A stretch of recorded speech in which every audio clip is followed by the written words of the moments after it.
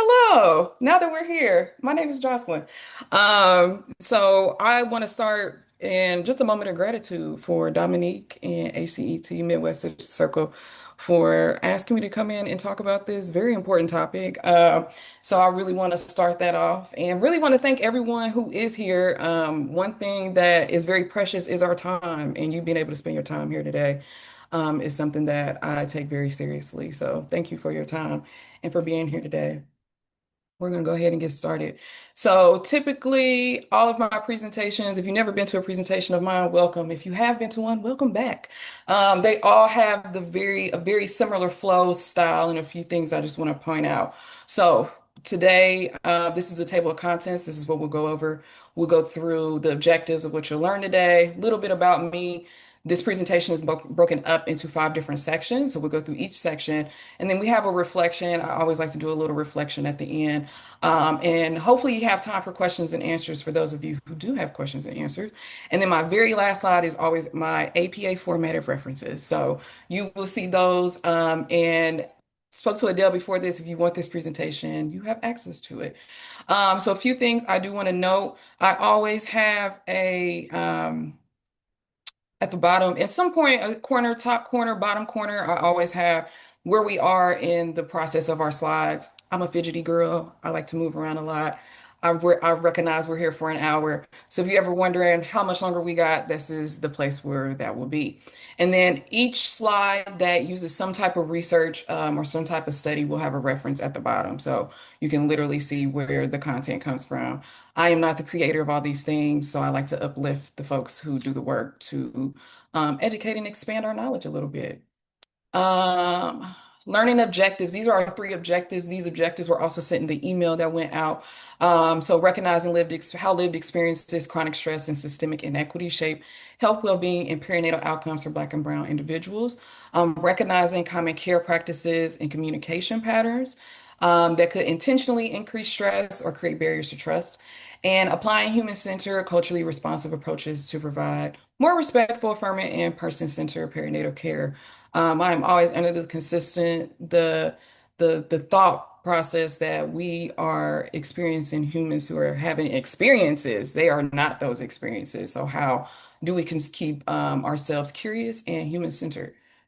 So we'll go through that. This is me. I am Jocelyn. I hold a ton of identities and experiences, but one of my proudest ones is being a mother to 3 daughters.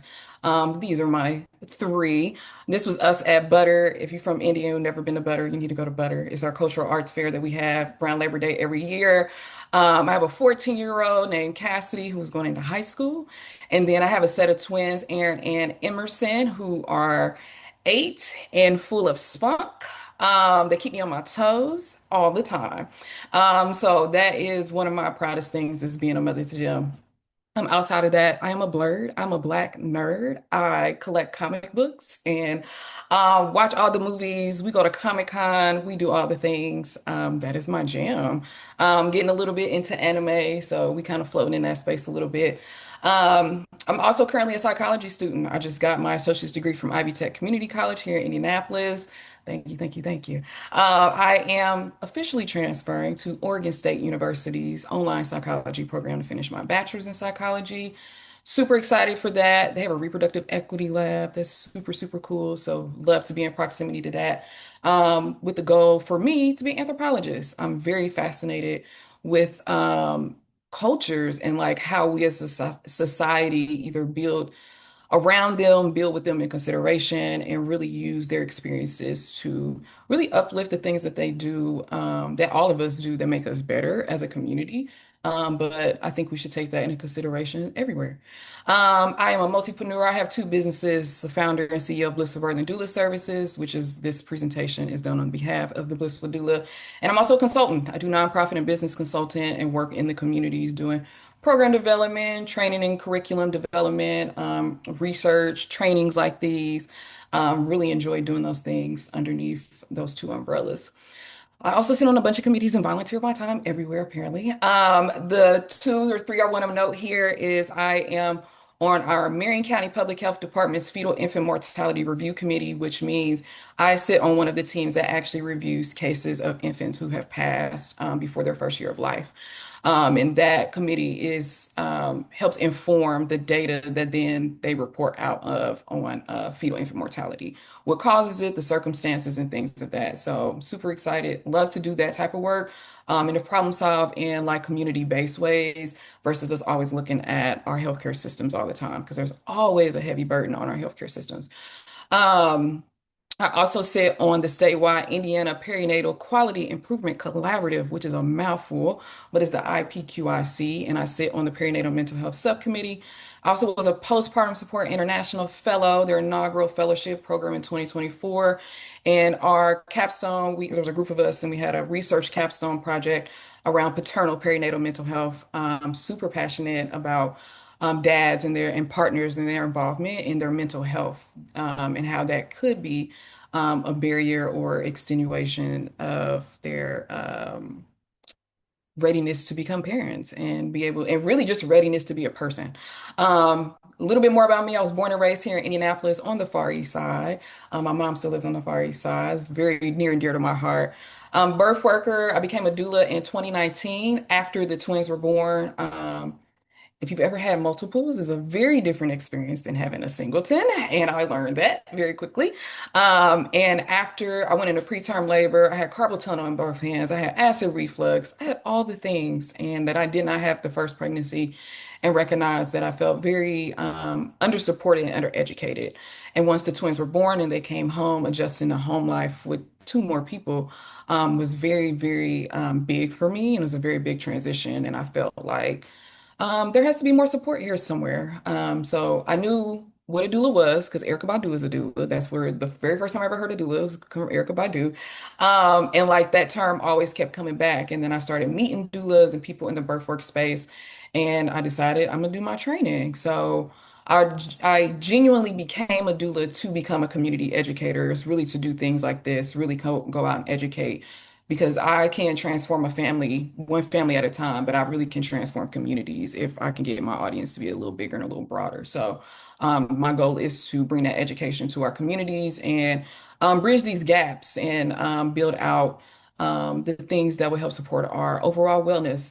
I also consider myself a social scientist, a reproductive justice advocate. I teach menstrual education to the youth and community as well.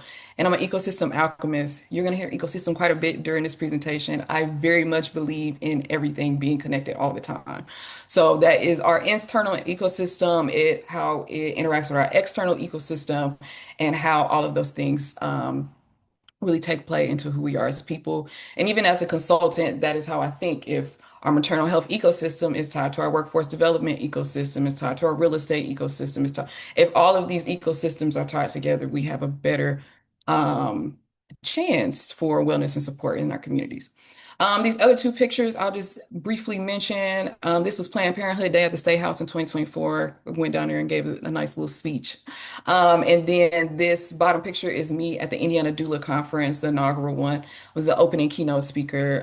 Super excited, love doing that, love being a part of that conference. So all the things. And I just got letters after my name. So PMHC, I'm a certified in perinatal mental health. So that's a very big deal for me. Love that. Shout out to PSI.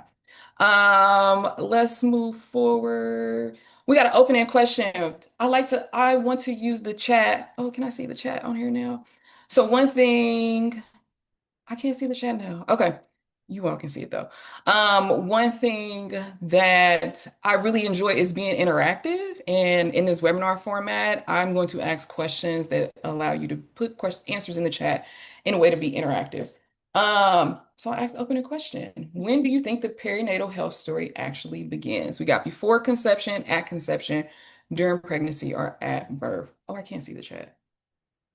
If you can't see it, Jocelyn, I can. I'm watching it. So we've got lots of folks saying before conception so Right. far. It's on my other screen, so I can't say it. I can Oh, see it. okay. Yeah. Just have to A lot turn it before. for perfect. Look, y'all are already experts in this. The story starts before pregnancy, right into our first section. So Back to our ecosystem thinking. So health does not develop in isolation. Every person exists within all these interconnected ecosystems, and all of these experiences shape biology across the lifespan and how we develop across the lifespan.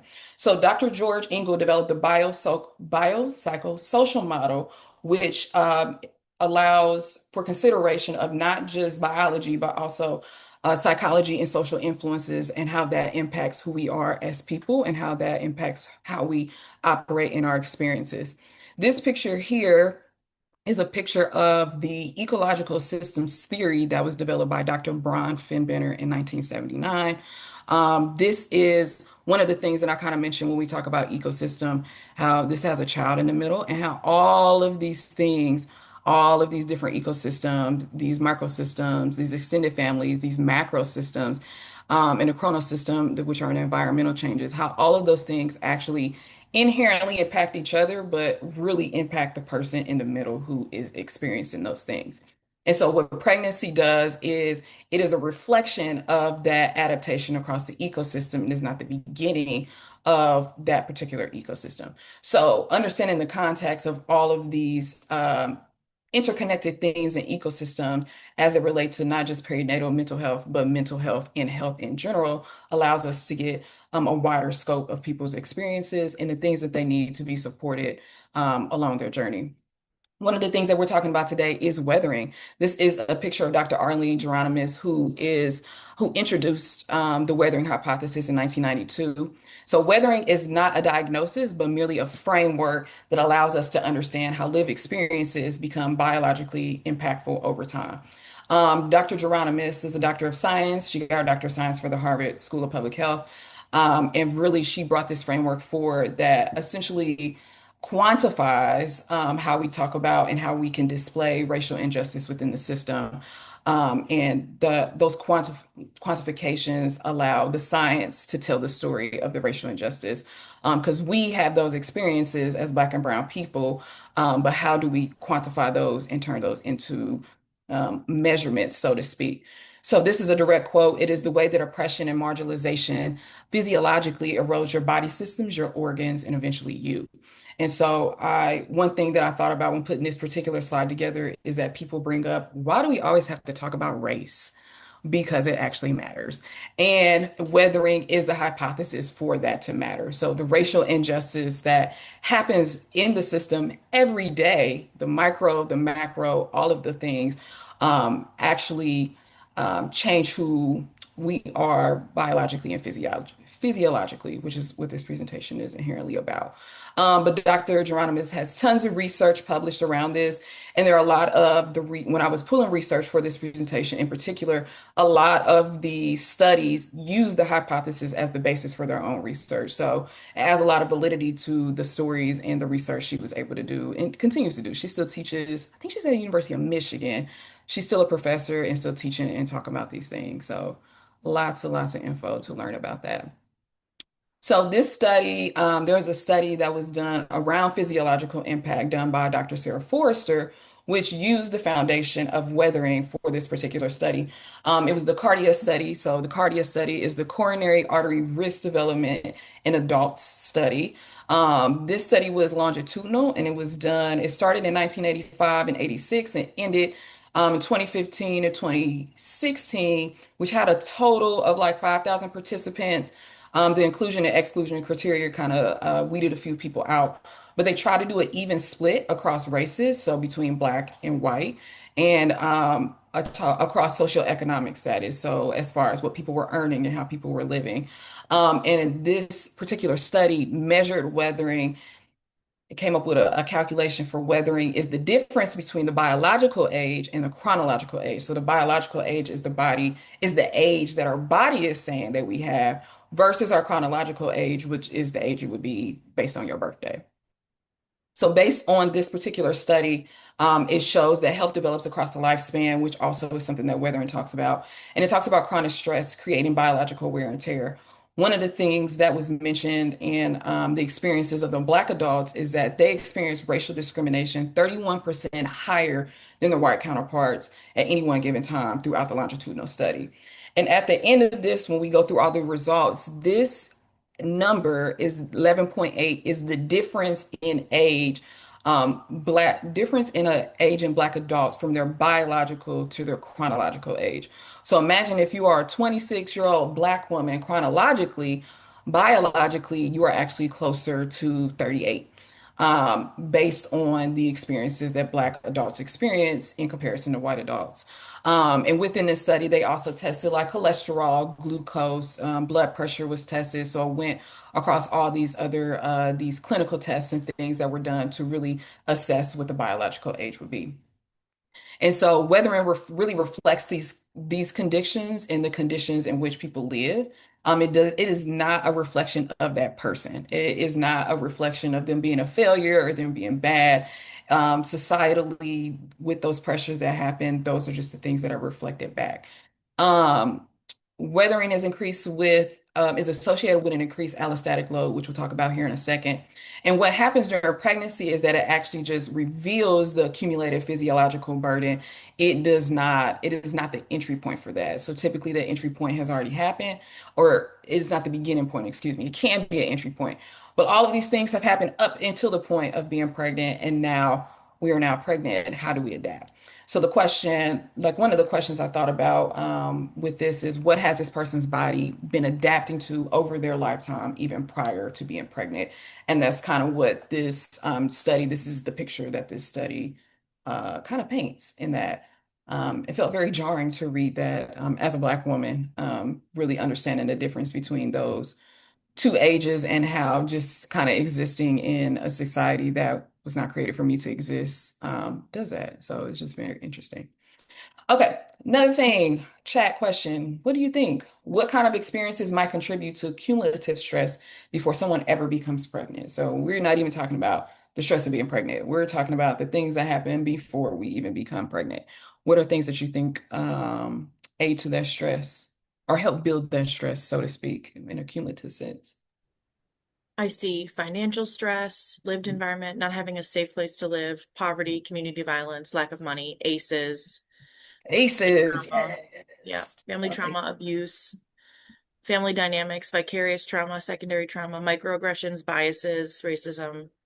All the things. So Yeah, all of the things exist before there's ever a baby in the womb. Housing insecurity was mentioned, racism and structural discrimination. Even when we think about transportation, getting to and from A to B, point A and B, or getting to work, getting our kids to school, being a caregiver, not just being a mother to children, being a child that has to take care of other children, being an adult that has to take care of our parents, being a supervisor that has people that we have to manage. What are our workplace environments? Where do we work? How often do we work? How often do we sleep? So like all of those things definitely play a part into stress becoming cumulative, especially over time. Um, which leads us into our next section, when stress becomes cognitive. So stress is more than a feeling, it's actually an emotional experience. And for a lot of people, it is a way of embodying. So imagine always walking around being stressed.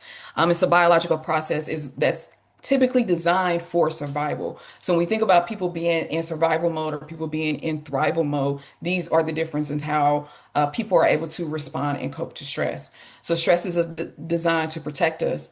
Acute stress promotes survival, and chronic activation creates biological wear and tear, which we call allostatic load. So allostasis, which is our definition over here to the right, is the process by which a state of internal physiological equilibrium is maintained by an organism in response to actual perceived environmental or psychological stressors. And allostasis and allostatic load was developed by Dr. Bruce McEwen, who was in neuroscience back in the 90s. And when we think about these types of things, we think of fight, flight, or flee as responses for survival. So imagine if you are carrying that load and your body is always trying to fight, flight, or flee, how do you find regulation? Excuse me, what is regulation in some of those senses? Because there are lots of people who have never experienced regulation in their life because of the weathering that they experience, truthfully, when they're born. And probably prior to that, which is when we'll talk about a little bit later. Um, and so cumulative stress, there is a cost for that. There is a return on investment. That does not make our ROI positive in these cases. So our body is constantly adjusting to changing demands, it's constantly adjusting to stress. It's constantly adjusting to allostatic load and carrying and all of the things. And even when we think of societal discrimination, Black and brown people cannot turn that off. You cannot escape racism in a society that was actually built on racism. There is no out, there is no escape plan. So the weathering that our body goes through actually reflects an increased psychological, physiological burden, excuse me. And so when you are constantly adapting, you're constantly adapting when you're constantly exposed to discrimination and things of that nature. And there's a cost that comes with that. And so what happens during pregnancy, as we mentioned before, it actually reveals the adaptation that's happening and exacerbates that burden because now there are so many other things that our body and our ecosystems are now experiencing. Um, and we feel like we have to not feel like we have to adapt to that, but like how do we adapt to that is the question we are always trying to answer. And when we talk about weathering, we speak about it in theory, but like in practicality, what does it actually look like? Physically, it can look like fatigue. It can look like sleep disruption. A lot of people can experience insomnia, chronic pain, headaches, migraines. That not only come from stress, but can also come from elevated blood pressure, which is also on this list. Elevated blood pressure is tied to all types of other things, as we all know. So weathering and the increase of that blood pressure then affects all those other ecosystems within our body. Frequent illness or inflammation. Sometimes we know people who are always sick. There are some people who are just constantly sick. And a lot of times the people who are experiencing those illnesses are also experiencing other things throughout their life that are exacerbating that illness to a very big extent. Behaviorally, it's looking like missing appointments. One thing we talk about in perinatal health is the increase in access to care. We're talking about people going to their appointments in the first trimester, which is a KPI that a lot of people are still, following and want to support. So it shows up as missing appointments or delayed healthcare seeking. You want to ask questions, but then you get nervous about going into the doctor and actually speaking to the nurses or the staff or the people involved in that specific system. It can show up like that. It can show up difficulty following care plans or difficulty staying organized in those care plans in just day-to-day life. It can look like social withdrawal or isolation and increased reliance on coping behaviors. So, a very well-known coping behavior tied to our mental health is substance use disorder. So, when we experience a high level of weathering, which then impacts our allostatic load. And now we feel like we need some type of relief. We then find some way to cope with that. Because go back to the cost of adaptation, we have to cope.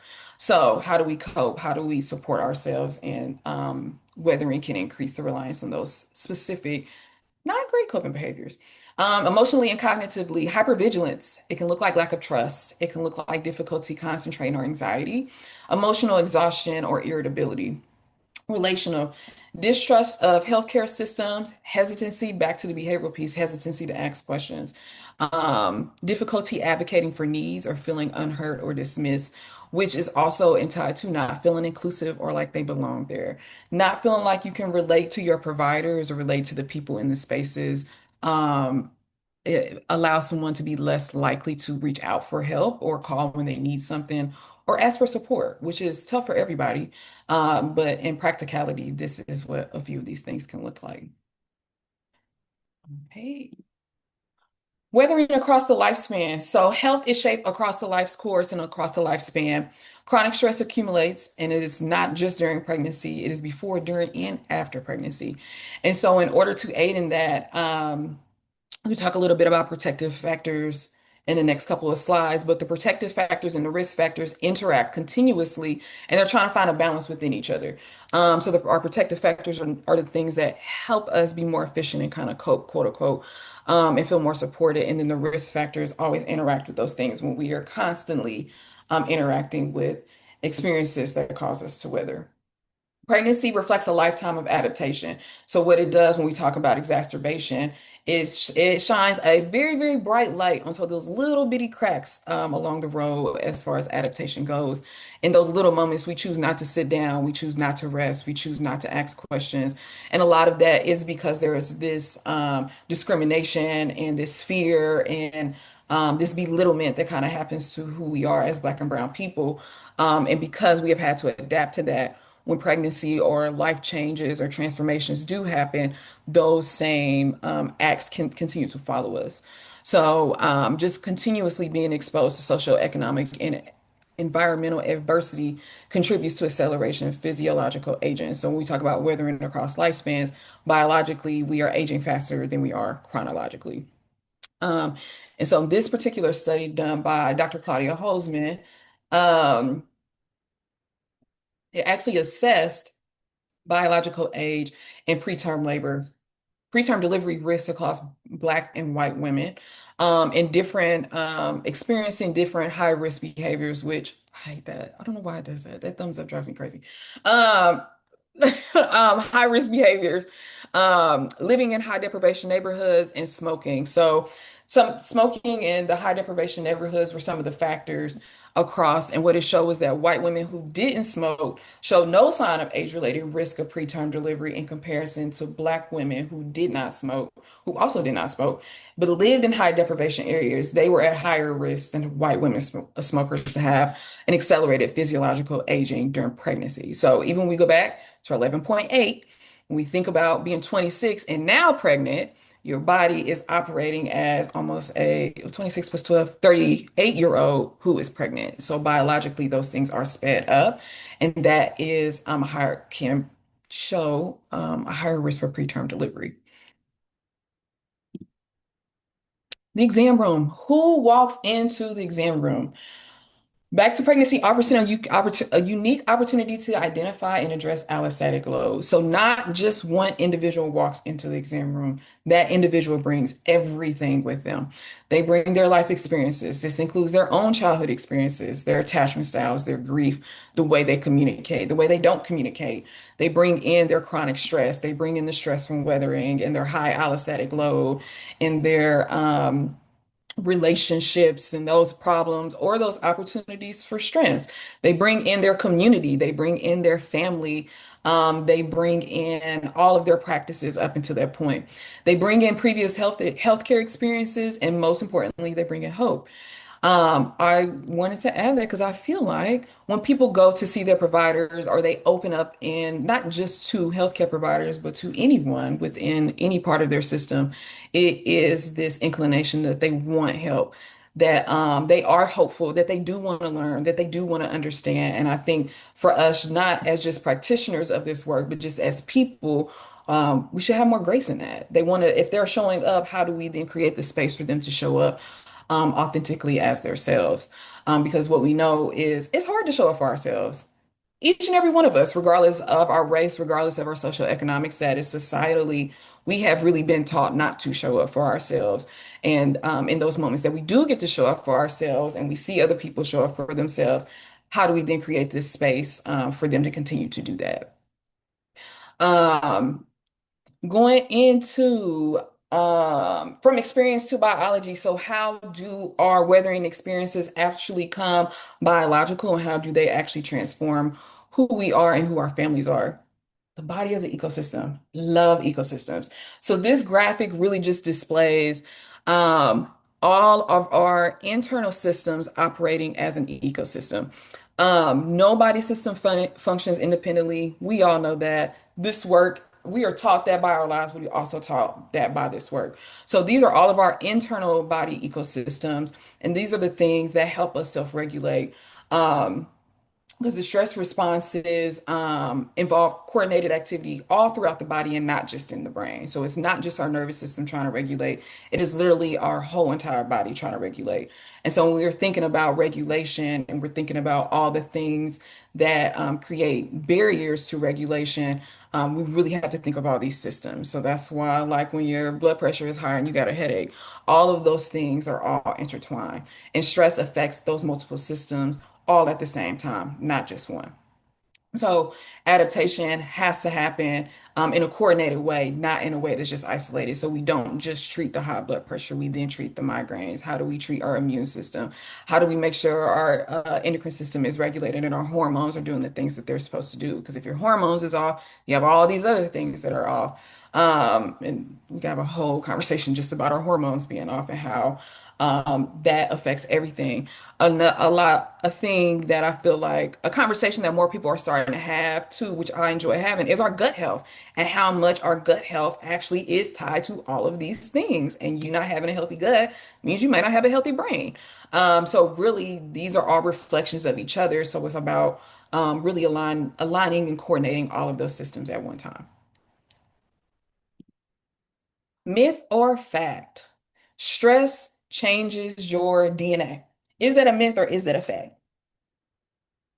Oh, I keep forgetting I do have access to the chat. I see fact, Okay. fact, facts, people coming through with fact.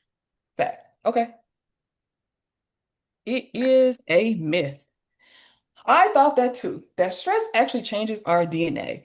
Stress influences gene expression, but it doesn't actually alter the DNA sequence. So with that, what all of this is epigenetics. So epigenetics is actually the study of how behaviors, okay, if I put my thumb up, it's gonna do a thumbs up. How behaviors, environments, and experiences can shape your gene expression.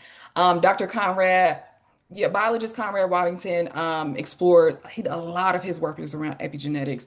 I am so fascinated with epigenetics, honestly. When I got asked to do this presentation, I was actually the most excited that I could mention epigenetics because I just think the altering of the gene sequence is just so fascinating. This is actually a picture I screenshotted directly out of a research study done by Dr. Sif. This study is particularly about perinatal epigenetics and how perinatal stress actually influences the DNA expressions in ourselves and in the fetus. So this is a cool picture. There is a lot of text in here. I was going to read the text. I'm not going to read the text. It's a lot of text. It's a lot of sciencey stuff. If that's your jam, I think you should go read that study. I'm super fascinated by it.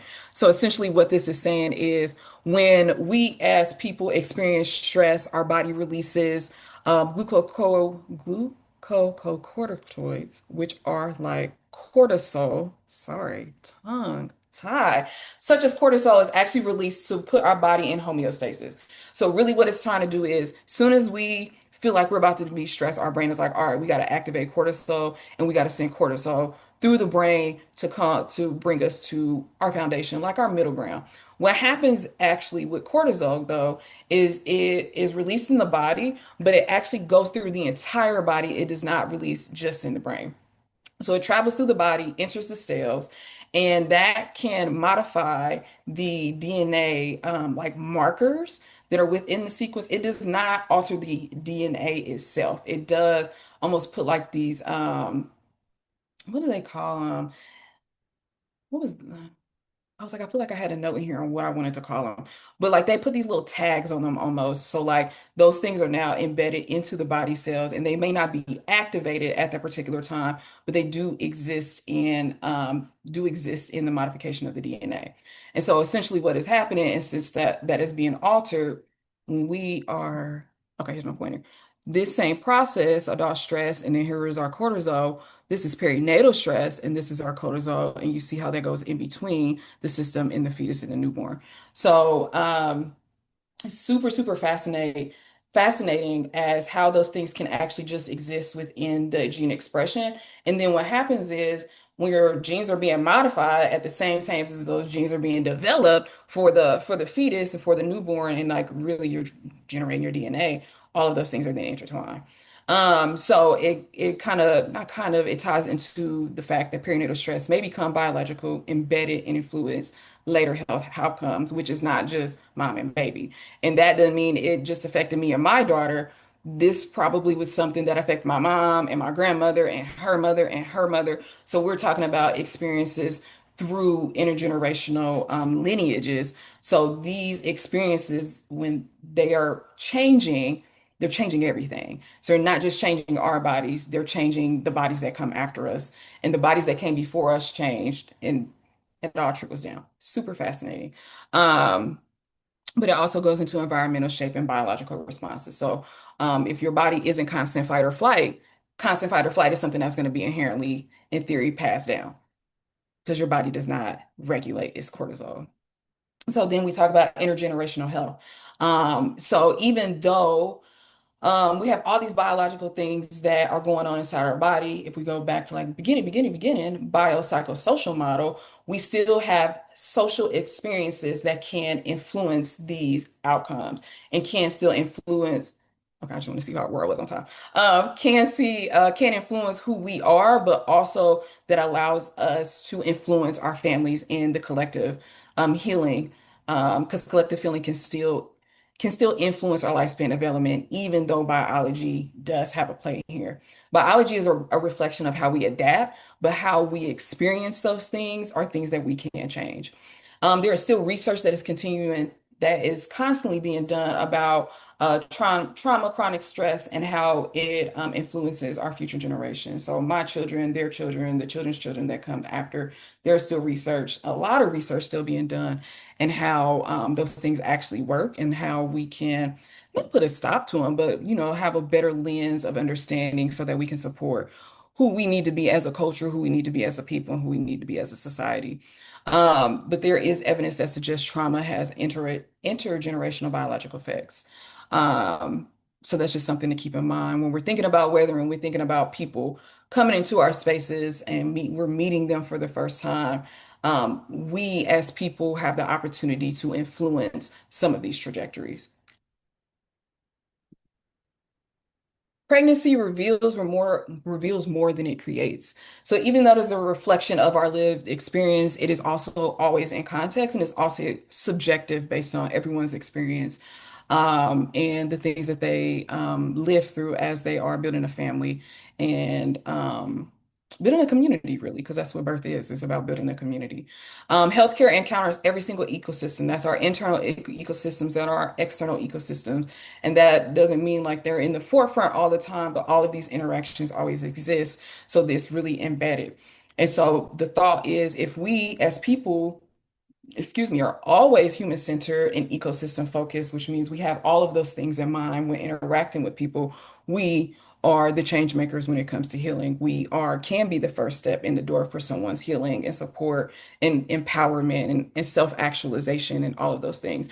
And so pregnancy really offers that opportunity to create that space and recognize what people are going through and find ways to support their healing versus just mitigating the risks that come with pregnancy and all of the things and living in society. How do we as people champion that? That leads into our next section, which is pregnancy as a window into healing, because that's really what it is. This is a little peephole into this very big story that we have. It gives opportunities for us to build trust in relationships. It gives opportunities for us to identify chronic stress. I talked in the beginning about being certified in perinatal mental health. One of the things we are really, really, really big in is screening people all the time, regardless of where they are in their trajectory for mental health. That's the EPDS, that's our PHQ-9, that's our GAD-7. Like we have the opportunity to do those things and be able to pinpoint um, stress and mental health pressures in ways that maybe other people don't have the privilege to do. We also have the opportunity as a community to strengthen protective experiences for folks who are pregnant and who are expanding families or who are transitioning, and whether that is with grief or with love or whatever that looks like.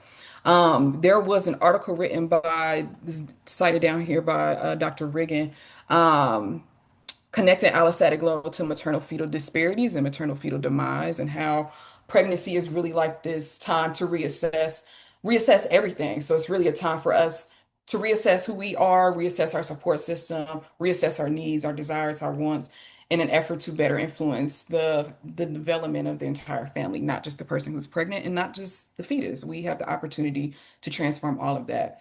Um, and the protective factors that come with that allow us to bolster not only that experience, but support long-term health across the lifespan. So when we think about protective experiences, think of this little person in the middle as our pregnant person, so to speak. And these are a few protective experiences around them that kind of bolster who they can be and who our communities can be. So that is trusted healthcare providers, that is supportive partners, co-parents, dads. They offer protective experiences, especially when they are included, informed, and educated. Not only just for the person pregnant, like I said, for the ecosystem for their entire family. Peer support looks like support groups. It looks like talking to other people who are breastfeeding or chest feeding, talking to other birthing people, partners talking to other partners, doulas talking to other doulas. Really, that peer support and that relationality helps bolster that because you get to see in real time how people are actually living. For one, then you're not alone. It's not just me. It's not just me going through this. And sometimes that's all you need. It's just to know it's not just you. You are not the only number here. But two, I really, really love diversity of thought. I think just being in spaces with other people give you the opportunity to learn all the time. And if you're curious in that, especially with peer support, it's a very big deal as far as protective experiences go. Doulas and community health workers, as birth workers, like our goal is to make sure that you have strong protective experiences and you have strong support before you're pregnant, during pregnancy, and especially during postpartum. We talk a lot about labor and delivery, but like the real big piece is when you get home and nobody is there. When 50, 11 people was at the baby shower and you got one person to drop off food after the baby is born, we as birth workers kind of help bolster that ecosystem and build that out. So we use our resources, we use our subject matter experts and our connections to help bolster that. Faith and cultural communities, their churches, the mosques, all of those communities who come together and really build this village. When we're talking about it takes a village, that's not just to raise a child, that's also to raise an adult. We think of villages as just experiences for children, but that is a communal experience that is really built in like ancestral knowledge and gifts, and like we are always raising each other. And those protective experiences really help cushion some of the weathering and the other systems and the other experiences you have outside of our societal expectations, so to speak. And then consistent, respectful care is a protective experience. People want to be heard, seen, validated, and all of those things. And the holistic care is not just clinical, it's not just a healthcare space. And I really think just taking that into account, which I think a lot of healthcare providers do, and I recognize the power struggle that comes with the system as a whole, but like what can we do to really build that ecosystem in a way that is conducive for everybody and is supportive. And sometimes that is stepping out of the system. We as birth workers, we have relationships with L&D nurses, we have relationships with nurse midwives, we have relationships with OBGYNs and social workers in the hospitals. Like we that is intentionally designed so that we can create more expansive protective experiences and ecosystems for those who are pregnant and their families. The reproductive health ecosystem is everything. So another picture where we talk about ecosystems with our person in the middle. So when we our last ecosystem of the body, imagine that being in the middle and then all these other things being on the outside. And that also ties into the ecological methods theory. Is that the right word? The slide I had earlier that had ecosystem is in comparison to that, but this is like in real time what it can look like for reproductive health. And if you notice, yes, it's all the things, but it's not just reproductive health. This is really health and wellness across the entire spectrum. This is just very specific with the title, but this can be for anything. This can be cardiovascular. This can be this can be anything, the neurological health ecosystem. This can be just the ecosystem that exists. And so really when we're thinking about care, when we're thinking about who we are, okay, I'm looking at time, who we are out in the world, these things matter. Quick reflection. This does not have to be answered because my next question will answer in the chat. What would prenatal care look like if our goal was not only a healthy birth, but lifelong health? So it's not just about bringing our baby to our earthside transition, what that looks like when baby mom, dad, or baby birthing person and partner go home, or they have this village of people. What would that look like if we thought of it as long-term and lifelong health? And so you finish the sentence. Healthcare becomes healing when? When does healthcare become actual healing and not just healthcare, quote unquote?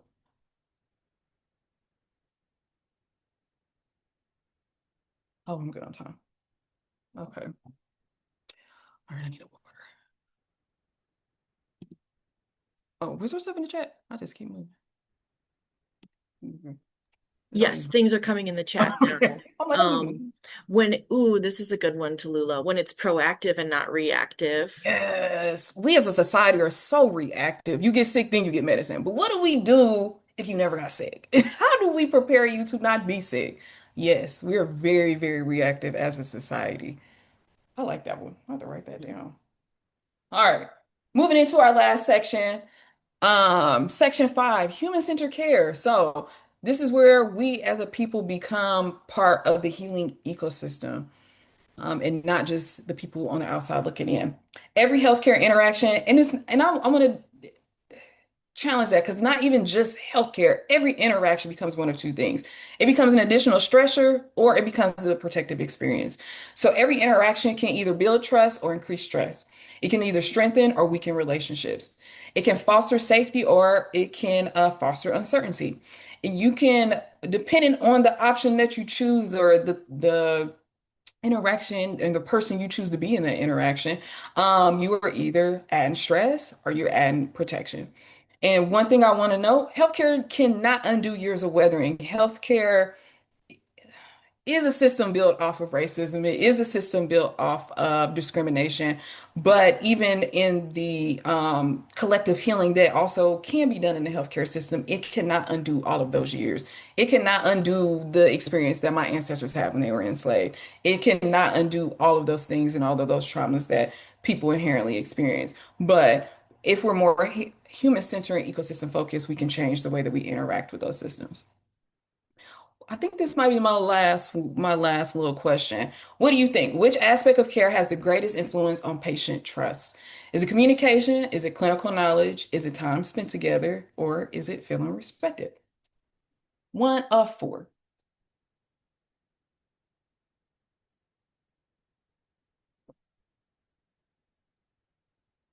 We have feeling respected, all of the above, communication, feeling respected. I love that. I love the all of the above because all of the above. Yeah. But our biggest touch point is going to be feeling respected. So you can communicate with someone through and through and through, but if you are disrespectful through a whole communication interaction, they out the door. You can give as much clinical knowledge as possible, but if you are not doing it in a manner that is human-centered and respected, everything you say is going in one ear and out the other. We can spend all the time in the world together. Uh-oh, okay. I'm like, my Wi-Fi getting wonky. We can spend all the time together in the world, but if the in that time you don't feel respected and included, then time means nothing, and I've just wasted my time. And what did I say at the beginning? Time is the most precious thing we actually have. So the biggest thing when we're talking about being in communication with folks is safety and it is being respected.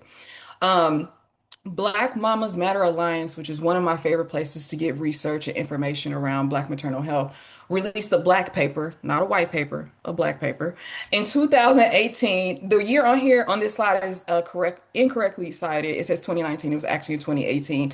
And one of the things that they had, a lot of the things they had in there was talking about psychological safety and being trauma informed and human centered.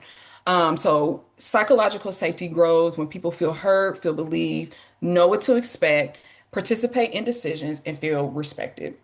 And then human center includes listening before advising, shared decision making, respect for lived experiences, cultural humility, consistent, compassionate communication. So two different topics, so to speak, but still very closely aligned in the ways that they operate, like out in the world with psychological safety and human centered care. So that black paper, and it was pre-COVID, still has some really good things that a lot of us could use just now in the day. Rigidity and curiosity. One of the best ways to be human-centered and to lean into that is just to be curious. It's super easy. It really just shifts the way that you think just a little bit. So these are three questions that are asked in a very rigid, structured way. Do you understand? You need to, like telling someone what they need to do, or telling somebody that's normal or typical. In order to lean into curiosity a little bit, instead of saying, do you understand? We say, what questions do you have? Do you have any other questions? And I really like open-ended, not a yes or a no. Ask a question that will kind of incite a response. Instead of saying you need to, we talk about how do we think through your options together. And instead of that's normal, tell me more about that. I love that. That's my favorite one. Tell me more about that. Talk a little bit more about that. This quote at the bottom is came from a PSI, one of the components of care training that I did either components of care or advanced psychotherapy. Not what's wrong with you, but what happened to you. That, like, as far as leaning into curiosity, not just assigning something to someone, but recognizing that there is an experience behind that interaction. So, what actually happened to lead you to that experience? Practical human centered strategies. Okay, yeah, this is actually my last big content slide. So a few practical strategies when we talk about communication. Listen first. Just listen. Listen and digest. Don't listen to speak back. Listen to digest. Let's be curious in the ways that we also listen. Listen to little words and pinpoints, validate concerns. Even from a clinical perspective, if what someone is saying is not maybe clinically accurate, we can still validate the experience that person is going through and validate the concerns that they bring up. Explain what to expect. I get anxious when you tell me we about to do something new. I get real weird about new stuff. Okay, when I go to a conference, I actually need to see I need to see the entire itinerary. I need to pick my stuff 3 weeks in advance because I need to know what to expect. So explain what to expect. It just gives people a way to feel safe and know what's to expect and to be transparent and respect their voice. Respect, respect, respect. Ecosystem support. Connect them to community resources. When we talk about us as birth workers having relationships with nurse midwives and OBGYNs, that's intentional for us to be able to share resources and really bolster support and education. Recognize protective relationship. You have someone who's pregnant, whose partner is super involved. Let's bring partner in and let's ask them questions. How do we continue to remain curious and ask those questions and involve them in that dynamic? Encourage the support system, encourage peer support, encourage families, encourage villages, encourage people to think broadly about the support in the that they really, really feel like they need and want. There are people who maybe know that they want things, but have never had the space to express that, and them having that space can kind of help you leverage through that. Promote continuity, especially continuity of care. One thing we do a lot in postpartum with postpartum work is making sure that people have the mental health support that they need. How do we continue to promote that continuity, not just in perinatal, but then when the baby is born and we're postpartum, how do we continue that? Partnership, back to making shared decision making. How do we make decisions together versus me telling you you need to do something? um, Honoring lived experiences, including partners when desired, creating space for and inviting questions. So having those open-ended questions and kind of navigating through those sometimes just to invite curiosity and maybe get them comfortable in expressing more of their feelings and experiences. Protect privacy. Know that every single time a person comes into interaction with you, that space should be private, sacred, and just for them. And then continuous reflection. This is just things to think about across. What strengths already exist within this ecosystem for this person? What barriers remain, and how can I, as an individual, strengthen that ecosystem and be part of the healing? So we go back to our opening question, which is when does the perinatal health story begin? Which a lot of y'all know it happens before pregnancy. But what we've also learned and continue to learn is that health actually continues to develop across the lifespan. It does not start or end during pregnancy, it continues throughout the lifespan. And these are just personal reflection questions. What experiences of a person's story are invisible to me before they ever enter my space? And what ways my words, actions, or clinical environment unintentionally contribute to stress or become a protective experience? Where do I see weathering in my patients, and where do I see opportunities for healing? So it's not just our patients, those are our clients, those are our community members, those are our neighbors. These are questions we can just ask ourselves as people. And it really goes back to this overall question for me. I'm always asking, what kind of ecosystem will my care create? What do I create? So that's the question for you. What do you create? And with that, that's my time. My last slide. You want to connect? That is my email and my LinkedIn. Either one of those are probably the quickest way to get there. And questions, if we have questions. If not, that's okay too. Oh, I Thank you, did. thank you. We have some good comments in the chat, but I'll go to the Q&A.